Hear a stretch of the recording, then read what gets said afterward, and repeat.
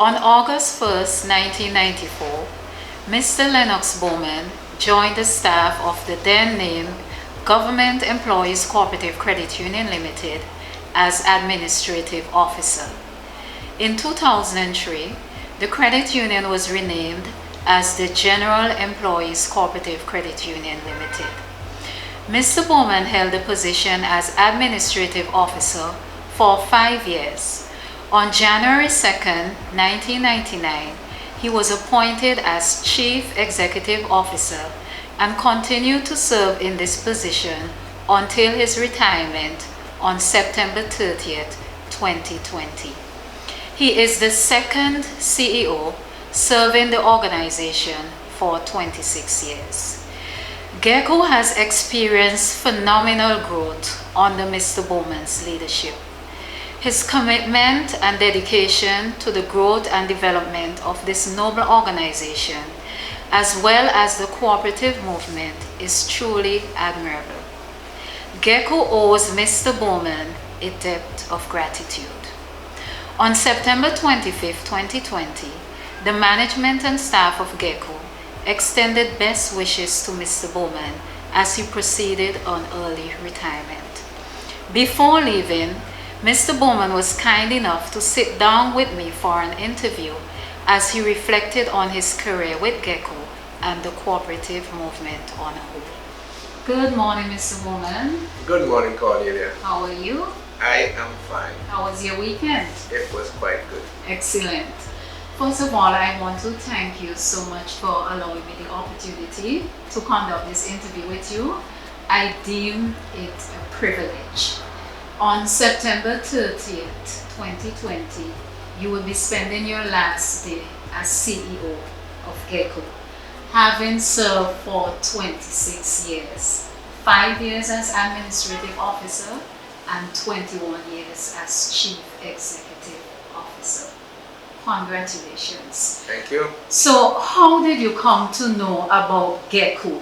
Well, at the time it was the Government Employees Cooperative Credit Union Limited prior to its name change. How did you come to know about Gekkos? Yeah, well, that's true. I never knew about the acronym Gekkos, but I always heard about Government Employees Cooperative Credit Union.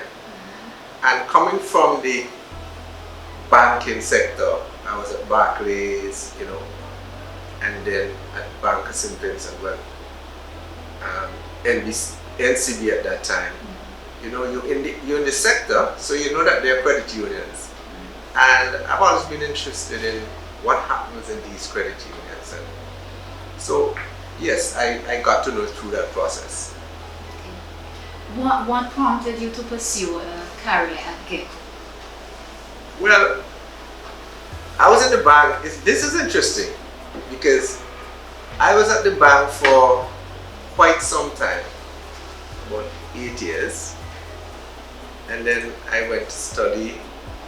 I came back, and then I went to another bank, and then the last time, and then I went off to study again. I was at Barclays first, and then come back. Then went to Bank of St. Vincent and come back. And during my studies, I taught, with my knowledge and so on, and because of the person who I am more of a kind of a creative, kind of wanting to do new things kind of person. And I think the banks at that time was, in a way, it's like they were giving me like creative constipation, where I couldn't get out what I really wanted to get out. And so I thought that a young fledgling credit union would be the right laxative for me to get the creativity out.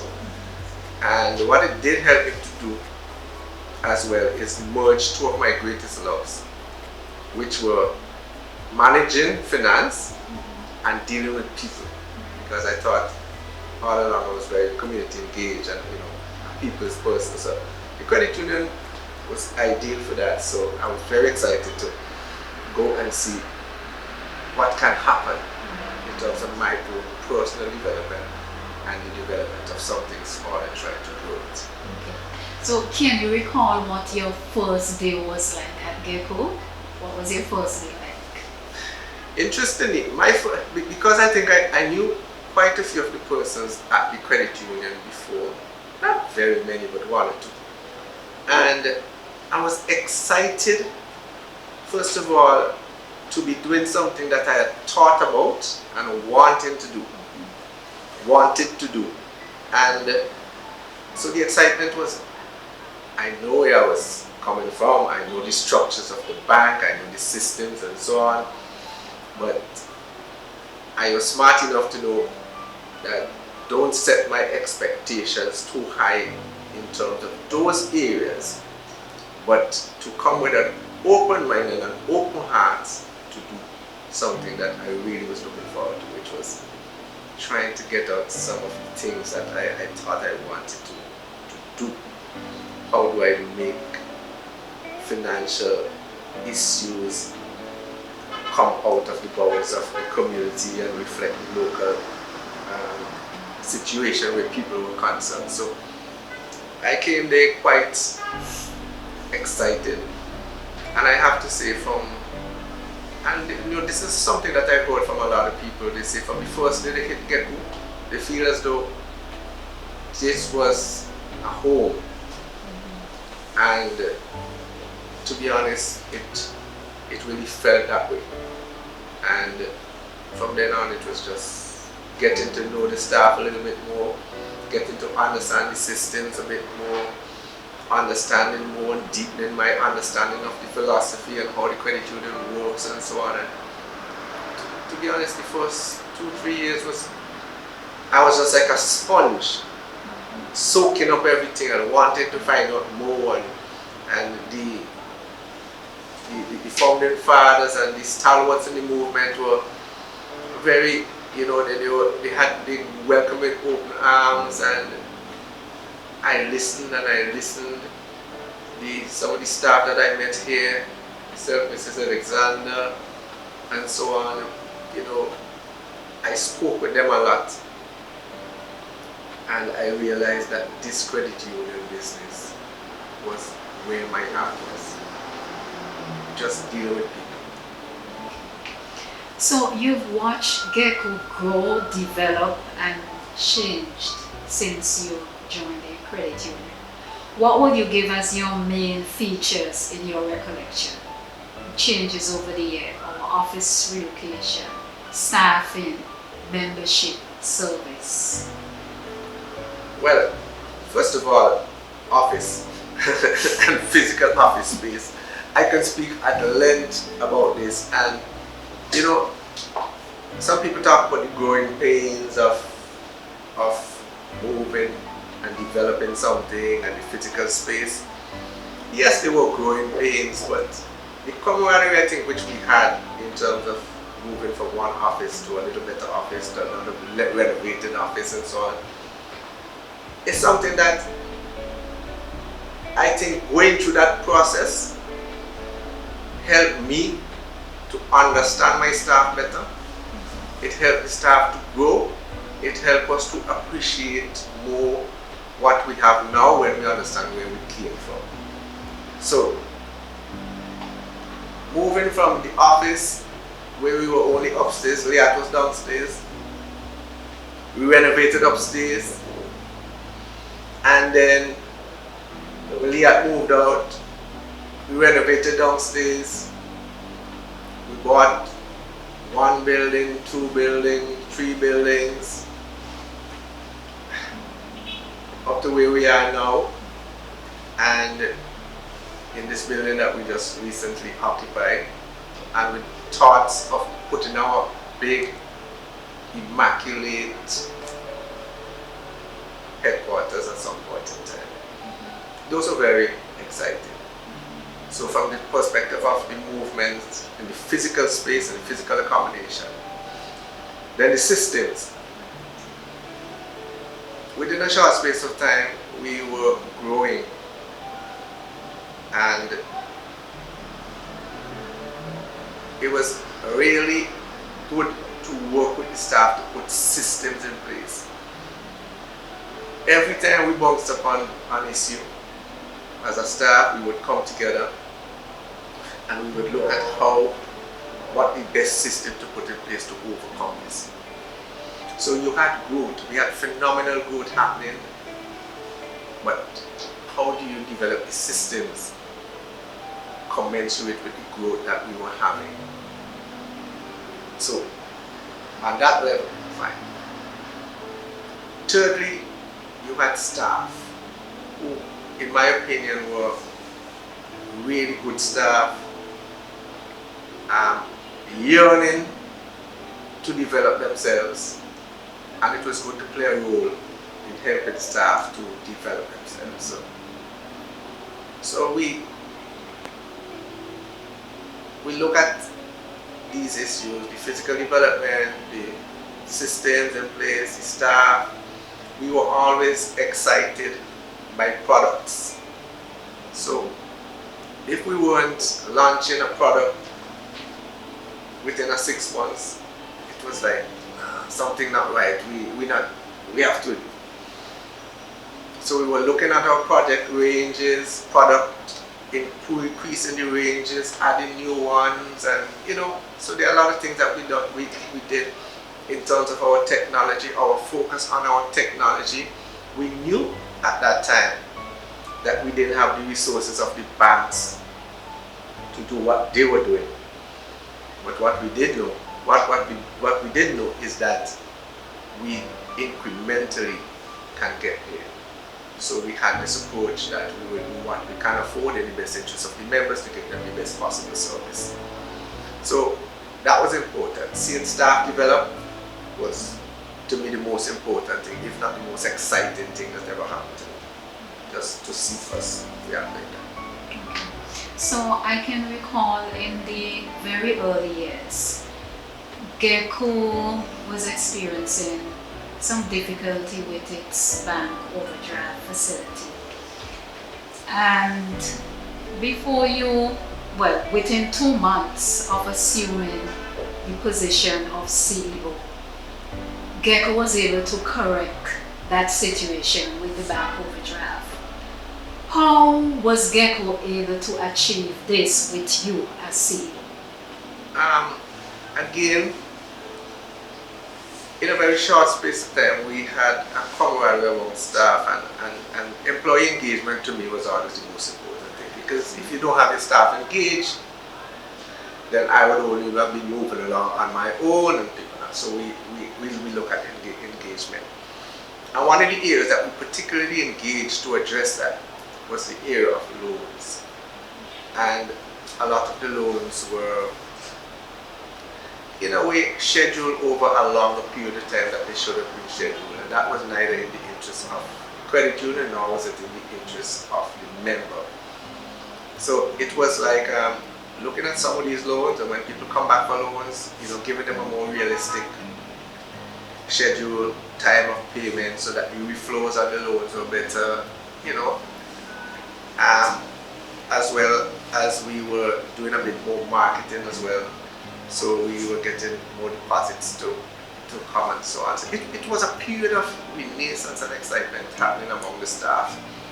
And the staff, we really rallied together. We did a lot more outreach programming.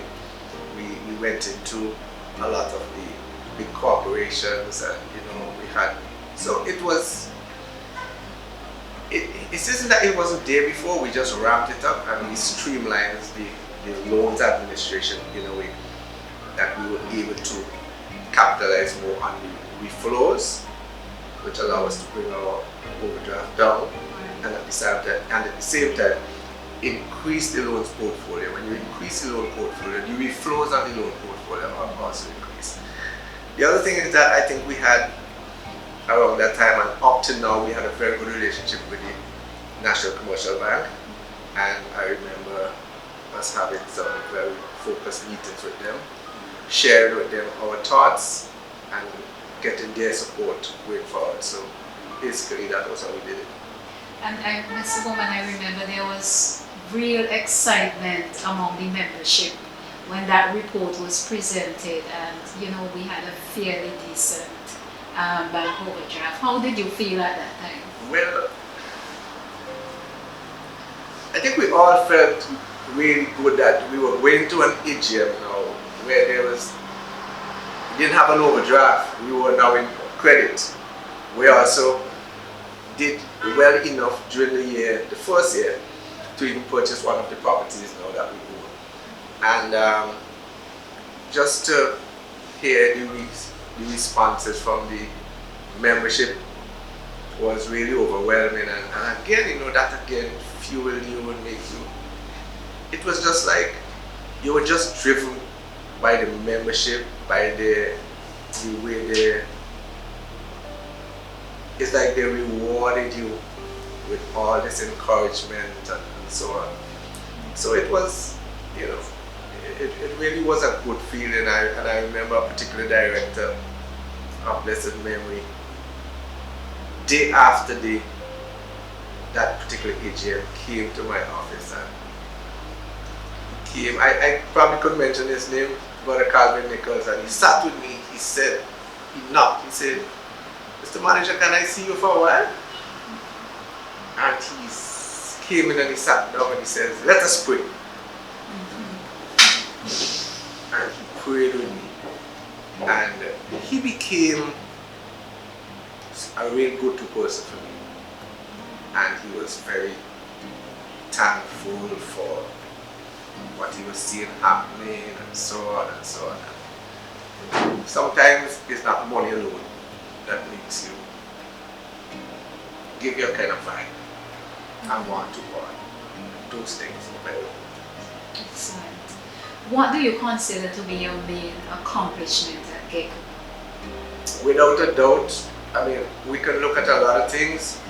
We can look at our computerization, we can look at our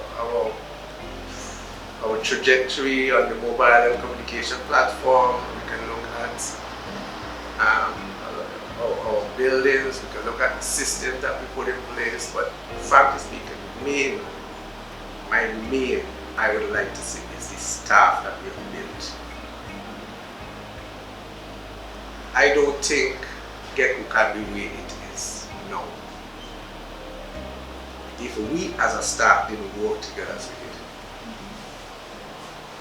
So I would say that. What was the most challenging aspect of your job? I think, for me, the most challenging aspect of my job, it was challenging from the point of view that it kept you real and kept you focused and kept you engaged. The most challenging part of the job, I think, for me was, how do I keep up to date with what was going on in the financial sector?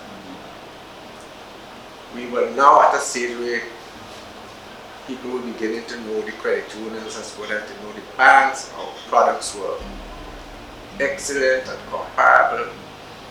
So for me, it was keeping in touch with the macro environment, number one, keeping in touch with the products and services we offer, looking at their features, what are their benefits, not only what we offer, but keeping in touch with what other credit unions are offering, other banks are offering, and seeing how we can keep ahead of the competition. Making sure never to forget that if you don't train your staff, you can't achieve anything. You just can't achieve anything without you bringing staff along with you. So to me, looking at the macro environment, looking at the internal issues, the strengths and weaknesses, where we were weak, working again as a team to turn those weaknesses into strength and capitalize on the opportunities. To me, that was the most strategic issues that challenged me. And I strongly believe if I didn't have the support of various boards and some amazing volunteers on the committees who I could draw on and other people outside and the staff, if what people say for me is a success could not have happened. Because this is not something that you could do alone. Nobody should take that. And how do you feel about where Gekkos is now in terms of its growth and expansion? Well, we have come a long way. I mean, again, the persons who envisaged, the founding fathers who started the credit union movement in St. Vincent, and more specifically Gekkos, we all stand on their shoulders. And I'm sure even those who have passed on will be looking up and saying, yes, they're going through. We have come a really long way. We are now over 300 million in assets, 45,000 members. We have more than half of the working population of St. Vincent registered here. We have 6 offices. You know, there's so much to be proud about. But we also understand, and risk management will tell you, that you cannot just rely on your laurels. And it doesn't take, financial industry is a very fickle industry. You can be here today, think you're doing well, and tomorrow you're not doing well. So I think that we are in a good place to continue growing. And most of all, I think we have the staff to make that happen. I don't think, I'm not saying we have a better staff than anybody else, but I am not saying anybody else has a better staff than us. And to me, you don't keep that staff together, you know it. So I think with the staff we have, with the infrastructure we have, with the system we have put in place and continue to build on, I think we are in a good place, and I believe I speak for all the staff and the board and everybody that we are proud of where we are. So, Mr. Bowman, you give a lot of credit to staff, board, volunteers. What lessons have you learned about managing a credit union and managing people?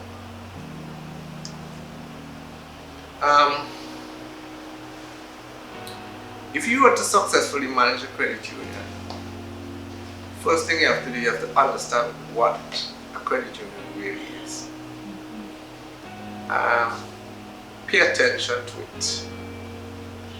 Pay attention to the philosophy. Try to learn about the philosophy. Try to learn the principles that make this particular tool of development what it really is. The question was, just the lessons that you've learned in terms of managing the credit union and managing people. So definitely, first, you have to understand the philosophy. 2, you have to work within the governance structure of the credit union. You have to be obedient to the governance structure. Thirdly, when it comes to people, you have to appreciate that when you are in a credit union, you are managing paid work on the employee side, but you are also managing unpaid work, which are the volunteers. The work that the volunteers do, even because they're not paid for it, it is just as important and as legal as paid work. So you have to understand these things. Fourthly now, when you're looking at staff, you have to also bear in mind a couple of things. One, that you lead people, you supervise people, you manage people both institutionally and interpersonally. Institutionally, it's easy to manage people because there are rules that you have to follow. And when you have to pull up somebody because they didn't follow a rule, you can just say, well, listen, I'm not telling you this because it's you, I don't have anything personal against you. But these are our rules and we're supposed to follow these rules. If you have to break a rule, then you have to get permission and so on. So that's the institutional method of managing people. But there's a very important other method, which is the interpersonal method. And this is where you have to spend a lot of time. Because you might see somebody coming to work, somebody who's a great worker, always on the ball, shows great initiative, you know. And then for like a few weeks, a month, you see that person, something is not wrong. The productivity is gone, something. This is where now as a supervisor or as a manager or somebody, you have to step in and say to the person, well, let's talk. Your work has been falling away over the last month. What is the problem? And you will then hear, you might hear some story. Many times staff would come and they would break down and cry and some of these have some problems. So you have to look at these issues, deal with them, help them through these difficult situations. Because at the end of the day, this is where you spend most of your time. There's no doubt in my mind that if I have 50 great friends who I consider really good friends, more than half of them are in this organization. Whether on the board or the committees or the level of staff. So those are some things that I think you really have to look at. And lessons learned must also be passed on and communicated. So you have to spend time with staff, and like I tell staff, you know, I mean, it's not because sometimes when a supervisor call them and have to tell them something, it's not that personal. It's just trying to make you a better person, because if you are allowed to do things in a particular way and for whatever reason, either you don't want to be told or the person didn't tell you what is right, they're not helping you to grow. You really learn from your mistakes. And the other thing is that you have to allow people to make mistakes. Like I tell staff, you will make mistakes. I have had my fair share of mistakes. But try not to repeat the same mistake twice. And that is why we rely so heavily on training. And I am very thankful that one of the cultures, one of the aspects of our culture is one of training. If you look at any one of our AGM booklets, there are about 3 or 4 pages of training. So, you know. Gekkos is currently celebrating its 56th year of existence. Why do you think that Gekkos has lasted so long? And would you say Gekkos has become a household name in St. Vincent and the Grenadines? Gekkos lasted 56 unbroken years, and I think it has to do a lot with the way it was established, the people who established it, the way they grounded themselves in the philosophy, the way they were able to go and evangelize the membership of St. Vincent and the Grenadines about the credit unions, the respect for the principles of the movement, their love for people, and a desire to develop commensurate with the growth that we have been having.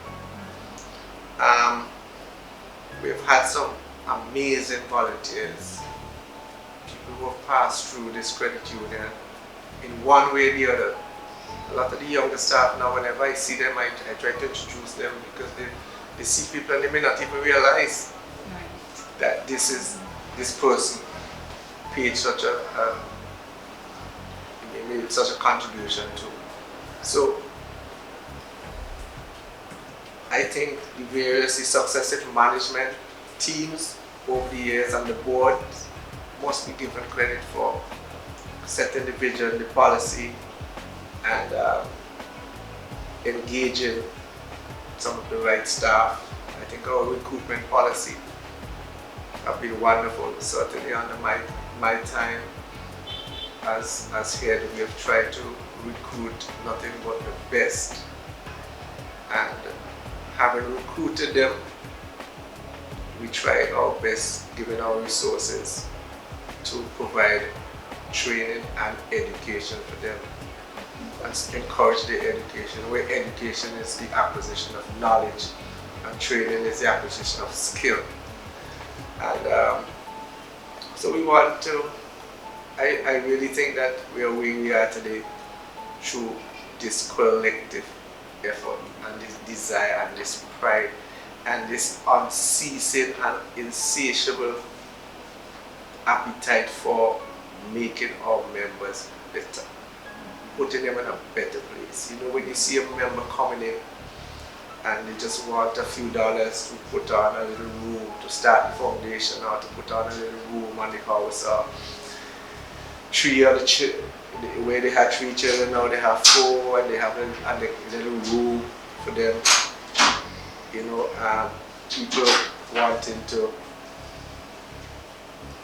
people who are sick and you're there for them in the time of illness, and they go out and they evangelize for you.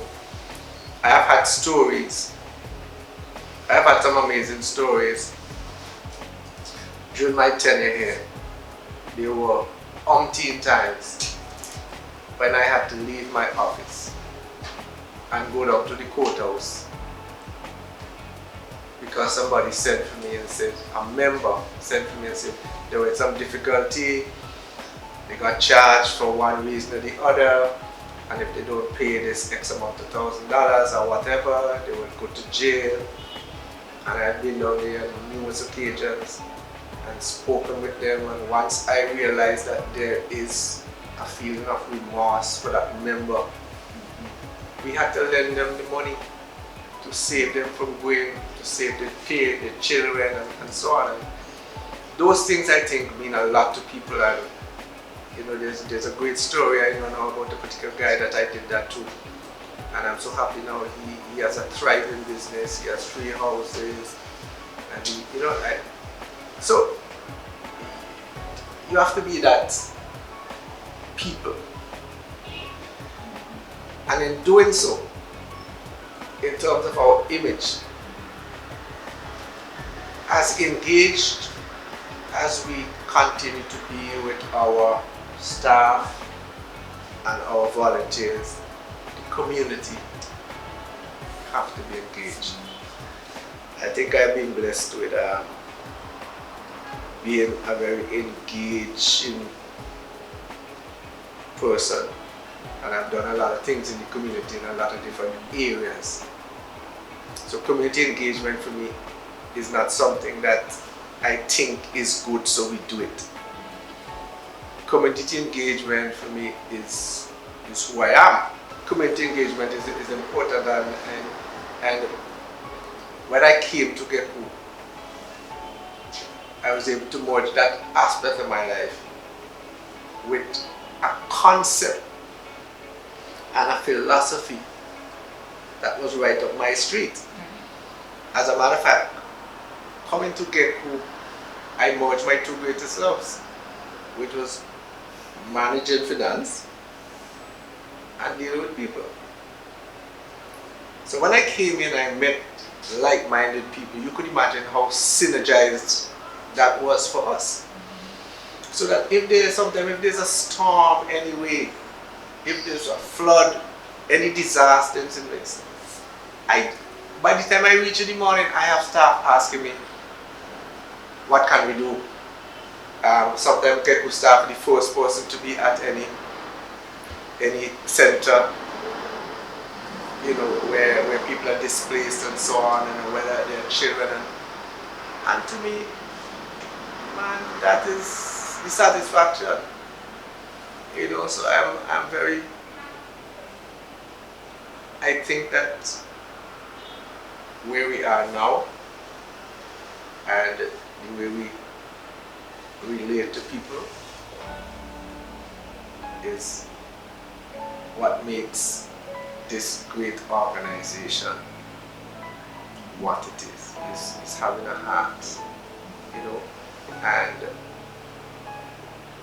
there are many staff who I can point to, who will all come to me. They see some little thing happening and they will come to me and say, Mr. Bowman, I see this thing happening. I just want to try to attend it because I think we need to nip it in the bud and we need to, you know, I don't like it. This is an example, for example, is one of these people. I'm not saying sheepish to the others, but is one of these people who would always look for the peaceful solution. Always not the non-confrontational type. I don't think I am the confrontational type because I believe there are many ways you can achieve the objectives without going that way. So what advice would you give to those of us who are still employed at Gekko, as well as persons who may have an interest in working with Gekko? What advice would you give? First of all, I would say recognize that, spend a little time recognizing that the institution called Gekko, of which you are now a worker or hope to be a worker, is an institution where you can retire. We have 6 offices, hopefully we'll have a 7th office. We have a public image which is among the best.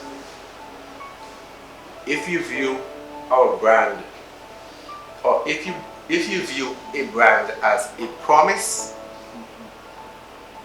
then just like how Kentucky promises you a consistent taste in chicken, and Nike promises you a good looking shoe which is strong and so on, think of what Gekko promises. We promise good service, we promise honesty and transparency, we promise to always try to make things easier and better for you individually. So there is every reason to first of all start with that. Secondly, I encourage staff to put their hand up for difficult tasks. Right? I believe a lot of the pace and the gains I made in my early career was because I wasn't afraid to put my hands on for difficult tasks. And be a good co-worker. Understand that in order to have a great customer relation, external customer relation, that you must have a good internal customer relation. So if among ourselves we are not willing to make a little sacrifice, I always give the example. We usually say you give 48 hours or 72 hours turnaround for an embassy statement. And I say, what if one of the persons who are our members, suppose one of our members, a member who owns this credit union, were to forget or get a late call that they have to go to the embassy in Barbados, and they have to leave Saturday morning, and they get a call Friday, and they come to you and they say, oh gosh, I want to get an embassy statement. And you tell them, but sorry, you have to wait 3 days. And the member says, but I have to leave tomorrow. So the person attending to them at the counter says, oh Lord, let me try to see if I get Miss or Mr. So and so to do it for you. And when you go, you really felt it for the member, you want to help the member. But when you go to a Mr. So and so, Miss so and so to do it for you, they tell you, I'm sorry, they have to wait. Now you understand where that internal customer relationship has fallen down. And that is not what you want. I'm not saying encourage everybody, but things like these, put yourself in the person's place. You have to empathize with the person. Now that person knows that they have to wait 72 hours. But just by you helping them, they garner away a good impression of their credit union which they part for. So if you don't have a good relationship internally, because there are times when you locked down in your work, this one locked down in their work, the other locked down, but we need each other to get something done. And when we need each other to get something done, we must try and be there for each other, especially when it is going to be towards an end. So, no good internal customer relations, you cannot have a good external customer service. So I think that's one of the things that you. So, in terms of Gekkos does not operate in isolation. Gekkos is a part of the cooperative movement. How well would you say that Gekkos has assisted in the development of the cooperative movement in St. Vincent and the development of the country as a whole? That's a great question. I think from day one, some of the people who were the founding fathers of Gekkos, founding fathers and founding mothers, so to speak, were people with a vision, were people who were very intrigued and interested in development of people. So from a start, those founding fathers and those early members were people who had a genuine interest in development and helping somebody else. So the cooperative spirit, they really exemplify the cooperative spirit. So if you take it from that and look at our growth, you can see how we basically went about helping people. There's so many people who will tell you that this is my credit union, it's who sent me school, who built my house, who built my first car, who gave me my first car, and all this kind of thing. So, and a lot of these people are people who couldn't go to the banks. So, we were the ones taking the risk with them. But we took a risk with our members, and the majority of them never let us down. And all the education committees going out and evangelizing people, and the people in the various ministries spreading the good news about Gekkos, and we have more members coming, share capital building, we are lending more, and all of this was towards, what all of this was doing is targeting our individual members' lives to make them a better place. Right? So that's the way we were building the credit union. And of course, there were other credit unions. So there were times when we had to leave what we were doing and go and help other credit unions. But that is who we are. The sixth principle of the credit union movement says cooperation among cooperatives. Up to today, yes, we have little competition among ourselves and so on, but that redounds to the benefit of the member. But we don't destroy each other, we are there for each other. I mean, Gekkos has called on credit unions locally and regionally and internationally. They have also called on us.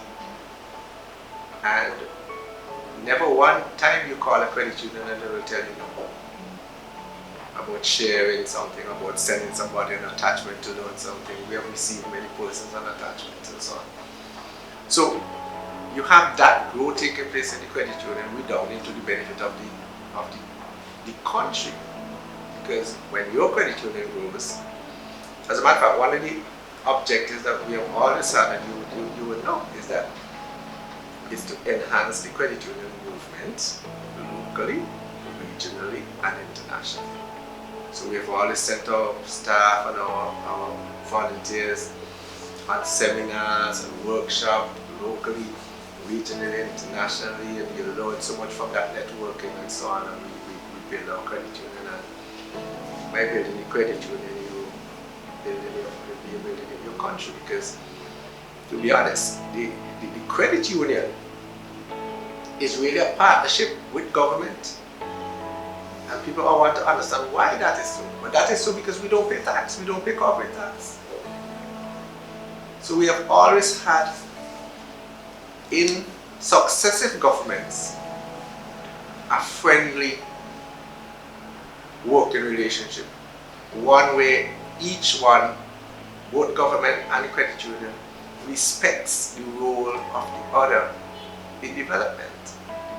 And that is why we say, can you imagine a country without a credit union movement? It's just not going to happen. We're the one who takes most of the risk. Banks don't take the risk that we take.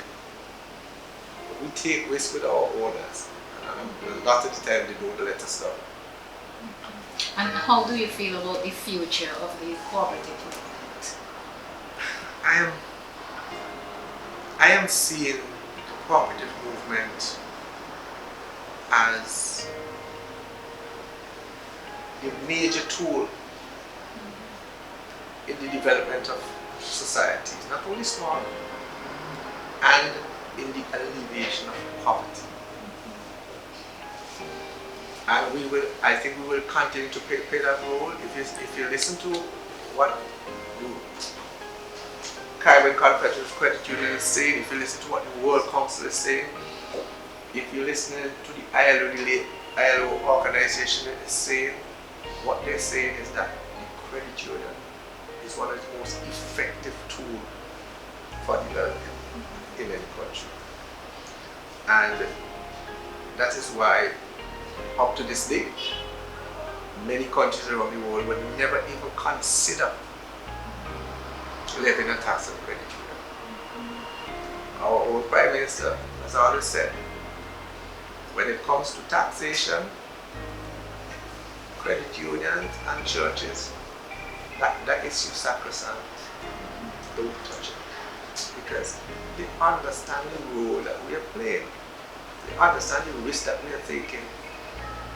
And they understand as well that with the management, with the increasing and more scientific management that taking place in these credit unions, and with the regulation and our adherence to regulation and working with the FSA and so on, that we are bona fide, proper, transparent, and that we see governance as a strategic imperative. And once you see governance as a strategic imperative, anybody would take you seriously. And I think we are at the point where we are more than taken seriously now. We are seen as systemic. Recently, the OECS had designated 9 of the largest credit unions in St. Vincent as being systemic, meaning a failure in one of these systemic credit unions can not only spin off in the financial sector in St. Vincent, but in the region. And Gekkos was the one credit union from St. Vincent that fit that category. So, it's just about keeping. Okay. So, Mr. Bowman, you serve Gekkos as Chief Executive Officer. You're also Gekkos delegate on the local cooperative credit union league. And you also serve as treasurer at the Caribbean Confederation of Credit Unions, CCC. You talked about the lessons that you've learned in terms of managing a credit union, managing people. How would you describe your leadership style? I think I would really like, to be honest, I hope that my leadership style can be almost identified and spoken about by all the people who I'm in touch with. It's a very simple and uncomplicated leadership style. It basically tries to do three things. It tries to achieve objectives, because I believe we plan and we sit down and we agree on what we want to do and we work towards those objectives, and we have a lot of different ways in which a lot of strategies and things that would go into those objectives, so we would make sure that they're well known and stuff. The second pillar of my leadership style, which I hope comes out with a lot of people, is that I like to build a team. I cannot see myself working.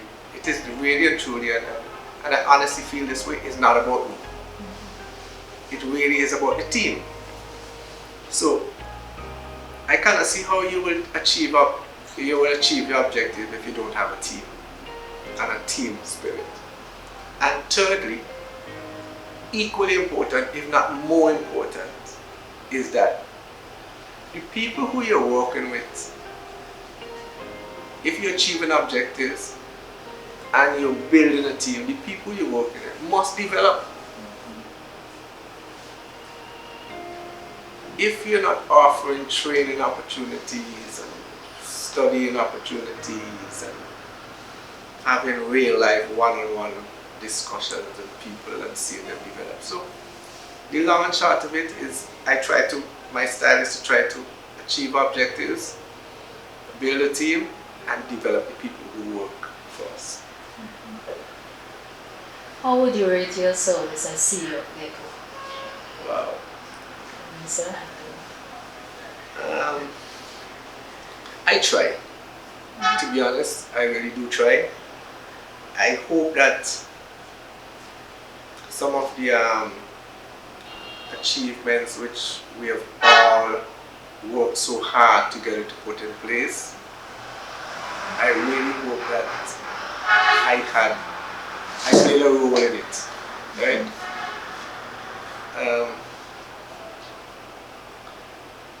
It's really hard for me to rate myself, and maybe only history will rate. What advice would you offer to the incoming CEO? Well,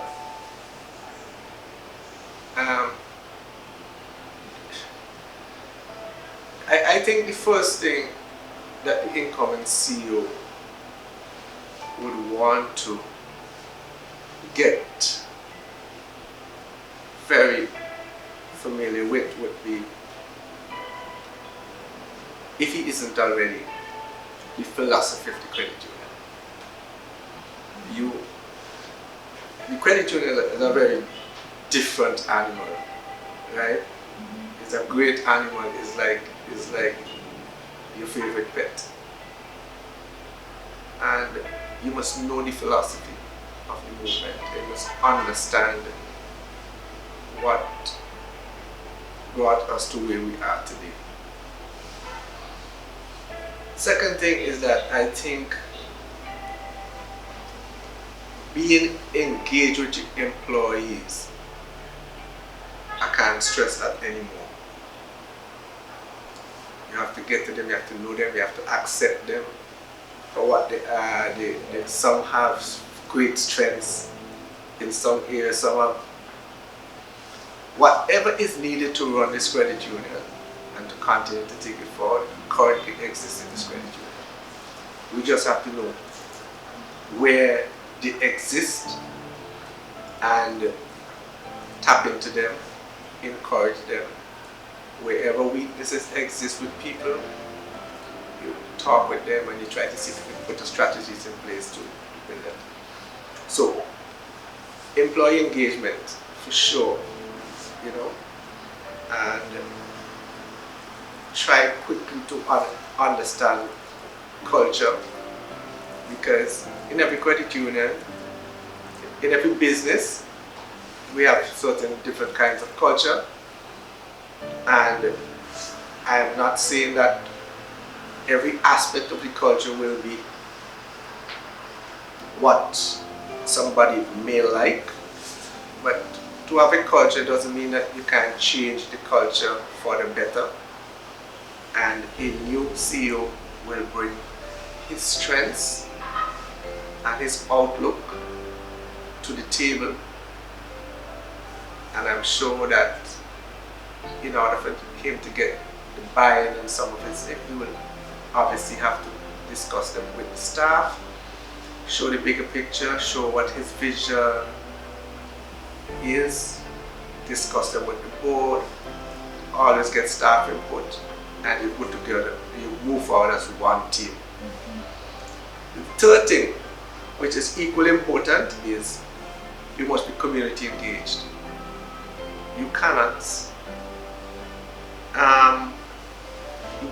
be as successful as you may wish to be if your major stakeholder, which is your membership, are not with you and they don't understand what you're doing. I'm very proud that in all my 26 years here, I've never had any really bad incident. We have not had anything happening in the communities in St. Vincent to bring Gekkos into any serious disrepute. At the staff level, I can say categorically I've never had one incident with a staff that was disrespectful. You know, it just has never happened. Maybe, I don't know, it just has never happened with me. And I hope I'm not ever disrespecting the staff as well.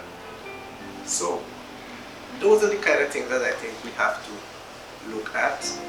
Yes, we have to be mindful as a team that when leadership changes, you're going to have changes, right? But I am confident that going forward, whatever changes in Gekkos will be for the better. At least that is my fervent hope. So, Mr. Bowman, you are not always about work. You like a little fun here and there. Very down to earth CEO, I must say. What are your fondest memories? Wow.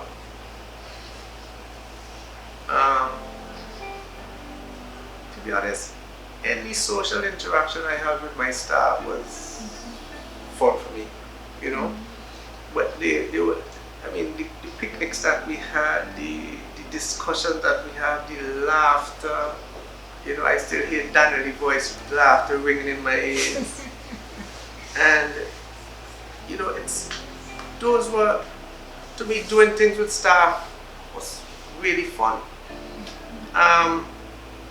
There were some other things that people may not think was fun, but to me, because they moved the process forward so much, I look back at them now and I realize how much fun I had doing them. Like when we were renovating the office, running down, leaving home and coming on 5 o'clock in the morning to make sure that all the sawdust and thing is wiped up and so on, and cleaning down all the equipment and thing before people come. Now, I had so much energy and love and passion at the time that, but it was fun. When we had the flood, some time ago when the army came over, and had fun. Listen, everybody rolled up the pants foot and everybody there, and you know, it was fun. We did it together because we knew we had to serve our members and so on.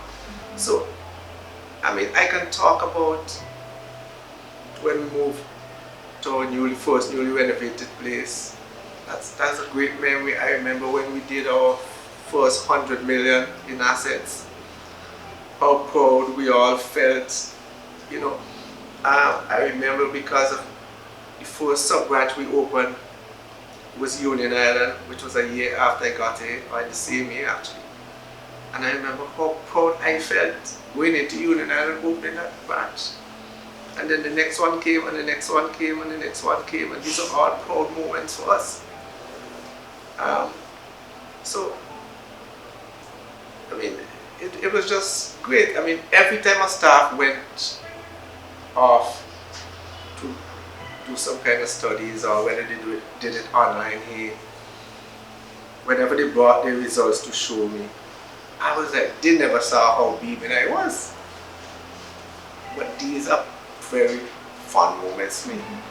So, What will you miss most? my staff. Miss your staff, yes. Okay. All right, Mr. Bowman, I can sit down here with you all day, to hear and learn from you and so on and so forth. But before I ask my final question, is there anything that you would like to share before we close off the interview? Yeah, I would just like to thank the staff for their support, continuous support. I would like to say, use the cliche that, oh, we have had our ups and downs and some bad times and so on, but I really can't remember many, to be honest. Maybe I'm just naive, but I can't remember a lot of these bad times. I would also like to thank the boards, the successive boards that I've worked with, and the hard-working committees. The committees which are statutory formed, the supervisory compliance committees and the credit committees, but also to thank the education committee, the social development committee, the public management committee, all these other committees that work so hard behind the scenes to give of the expertise and time to make Gekkos the credit union that it really is. All those liaison officers and all these different various departments of government, the very important role of some of our major stakeholders, the Financial Intelligence Unit, the FSA, the Credit Union League has been a tower of strength to us. All of our stakeholders, the Ministry of Finance, CCU, all these people. And I've worked with some very, very competent board members who I've learned a lot from, and some of them have indicated that they've also learned from my interaction with them, and I'm really proud of them, and I value the time that they give to this organization, because as a volunteer myself in many capacities, I value power of volunteerism. So, and after that, I've met some really, really great presidents that I've worked with over the years. They all bring their own particular focus and style, but at the end of the day, what we do know is that everything done, whether by staff, volunteers, the board, stakeholders, were always done in the best interest of Gekkos. And the way that we engage them was always towards the best interest of Gekkos. I understand. What are you looking forward to in your retirement? My final question. Well, I know what I'm not looking forward to. I'm not looking forward to losing my friends. I'm looking forward to doing a little bit more work in music, my guitars, and so on. I have a burning desire to resurrect the senior citizens, cooperative citizens. And if I can find the right support to do that, I certainly will. I think the elderly get a very bad deal. Sometimes they're not prepared for aging. In a lot of cases, and I work in it, sometimes they're being taken advantage of. I think they really do need a single voice that government can engage with on their behalf. And if I can give a couple of years to that cause while building a team to do it, I certainly will. My family, my mom is 80 something now, so I can spend a little more time with my son. Has some challenges that I want to spend some time with him as well, and yeah, just to try to live as healthy as possible, and always be there to follow the good fortunes of Gekkos. Thank you, Mr. Bowman. I want to wish you all the very best in your retirement and your project. You do have a heart of gold, and I know that you will do well. Thank you. So thanks again for affording me this opportunity to conduct this interview with you. You have served Gekkos well. Have a happy and healthy retirement. Thank you so much.